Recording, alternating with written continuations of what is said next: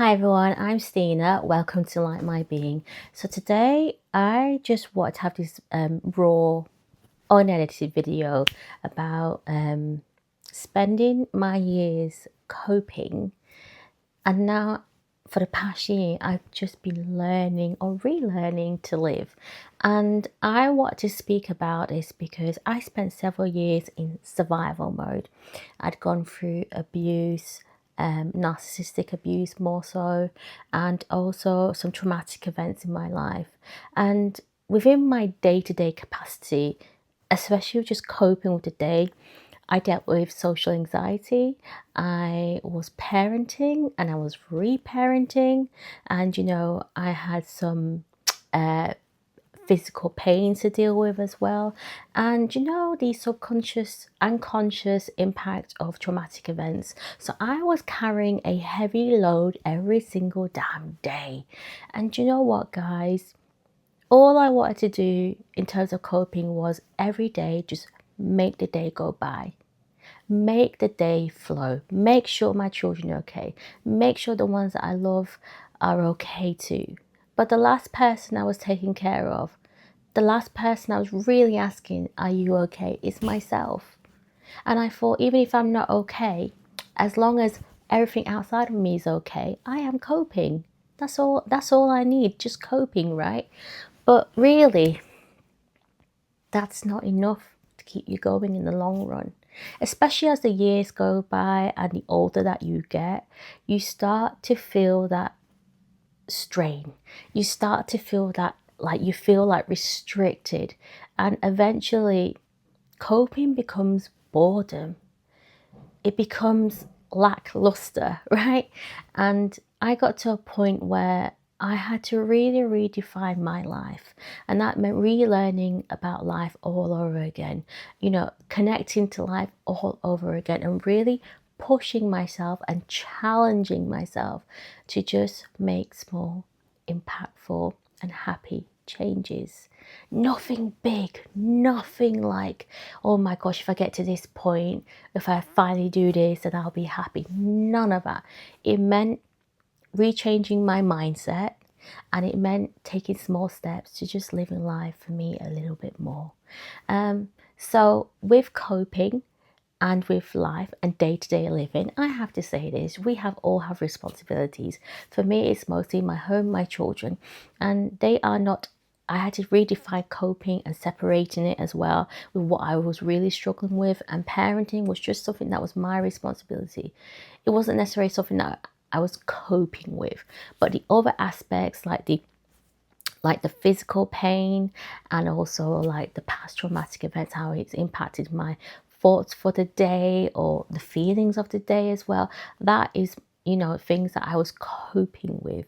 So I had to sit down with myself. I had to tell myself, like, look, the events that happened in the past happened. They happened. And I've had enough healing to understand what had happened, enough clarity to understand that all of that was wrong. All that abuse was just wrong, right? Within that, I also had to learn about my self-worth, self-respect, and also just who I am. I think you need to allow yourself I would say temporary safe space to just learn who you are, away from what you've gone through. Give yourself breathing space for that. But guys, like, learning to live has been a huge momentum. Last year, I really had to combat social anxiety. There were lots of ups and downs in my life in terms of social situations.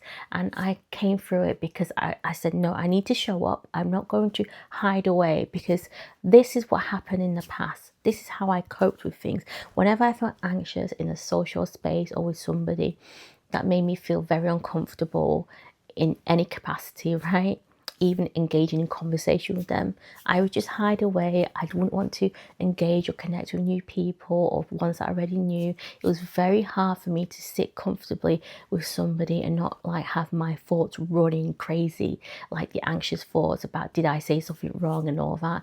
And my safe space was just coming back home.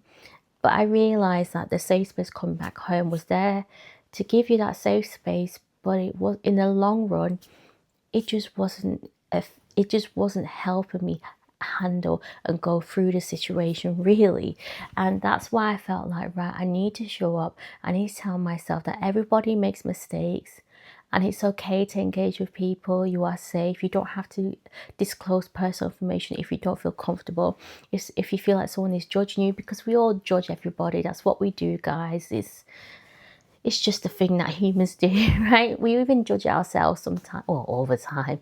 But with saying that, I feel like if I told myself that every single day and felt the need to put boundaries where boundaries were needed, basically, I can still be okay and be outside and talk to people. I did put the pressure on. I just had to really, open my mindset to engaging, connecting with people. And living life has been really wonderful.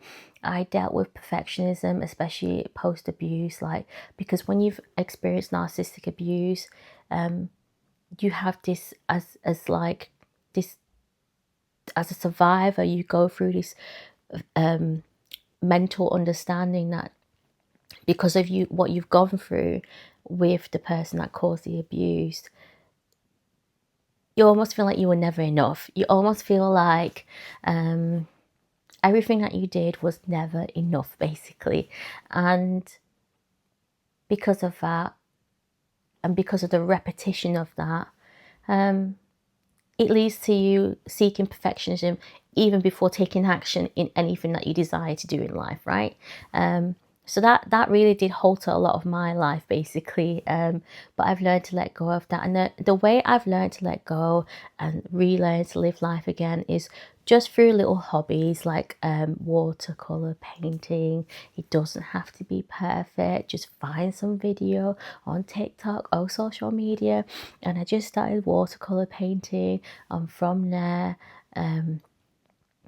just letting go of being perfect, basically. And from there, I've been learning how to learn in life. So I've been able to read a lot more books because I love reading non-fiction books now. And also having a notebook and just writing, just brain dumping, just writing everything on my mind. And that's let go of the perfectionism as well. But in terms of living life, I've challenged myself to embrace new experiences.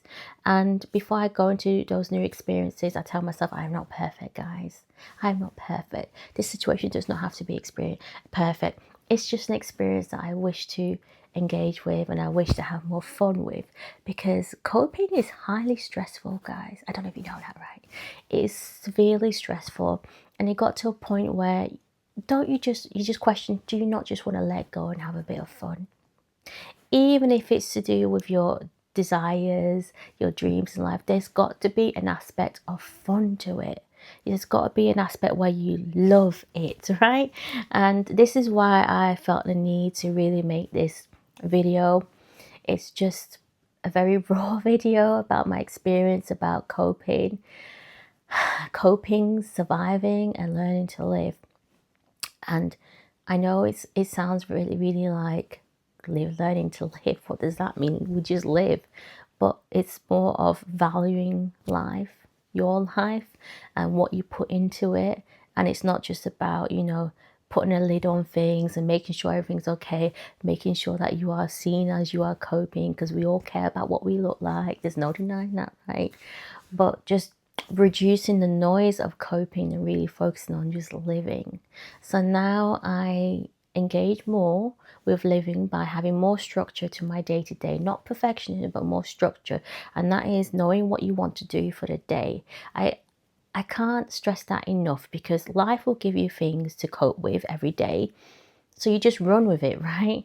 But then when you're alone and you've got to live, it's a whole different aspect. So this is why I encourage you guys to just let go, find something that will help you let go, a hobby, something that you can engage with, that you're having fun with, and it feels like you're living life a little better. Making plans, also looking forward to things. Don't think about like, oh, I can't do this financial, I can't do this because of A, B, C, D, E. No, because we'll never learn to really live life. We have to step into life, our life, and that includes things that we love and we enjoy as well. So I want you to really understand, it sounds so hard to do, just to move away from coping, but it's so simple. And it starts with just how you acknowledge your day. It starts with, how you perceive your day, the things you want to do in your day, things like having a notebook like this. Sorry, I've got a bit of stain on that. A notebook, and brain dumping. And I thought that was crazy to do at first, but I love it. I absolutely love it.